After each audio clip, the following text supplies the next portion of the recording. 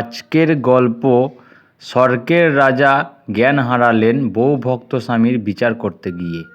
ইনি হলেন স্বর্গের রাজা ধর্মদাস।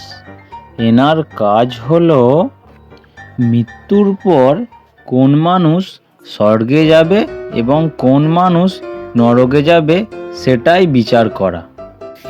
এই বিষয় নিয়ে তিনি গভীর চিন্তা করতে লাগলেন এবং নিজের দূতকে ডেকে পাঠালেন। তিনি তার দূতকে বললেন, যে সকল পুরুষ নিজের বউয়ের কথায় চলাফেরা করে তাদের একটি লাইনে দাঁড় করাও, এবং যে সকল পুরুষ নিজের ইচ্ছে মতো চলাফেরা করে তাদের আরেকটি অন্য লাইনে দাঁড় করাও।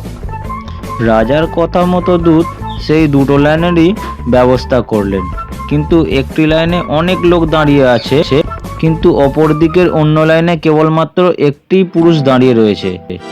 এই দৃশ্য দেখে রাজা অবাক হয়ে দূতকে জিজ্ঞাসা করলো, এই লাইনটি কাদের? দূত তখন রাজার কথায় উত্তর দিলেন, রাজামশাই, এরা সকলেই নিজেদের বউয়ের কথায় চলাফেরা করত। ঠিক সেই সময়তেই রাজার চোখ গেল পাশের লাইনে দাঁড়িয়ে থাকা সেই একাকী ছেলেটির দিকে। রাজা তাকে দেখলেন এবং মনে মনে ভাবলেন, এই ছেলেটি নিশ্চয়ই নিজের ইচ্ছা মতো চলতো, যে কিনা নিজের বউয়ের কোনো কথা শুনতোই না।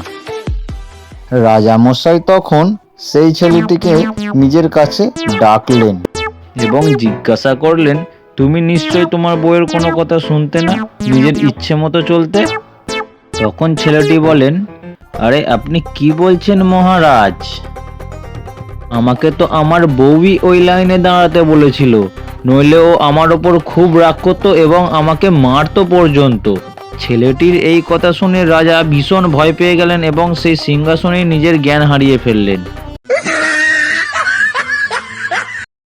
এরকম আরও মজার মজার গল্প পেতে আমাদের চ্যানেলটিকে সাবস্ক্রাইব করুন এবং পাশে থাকুন। ধন্যবাদ।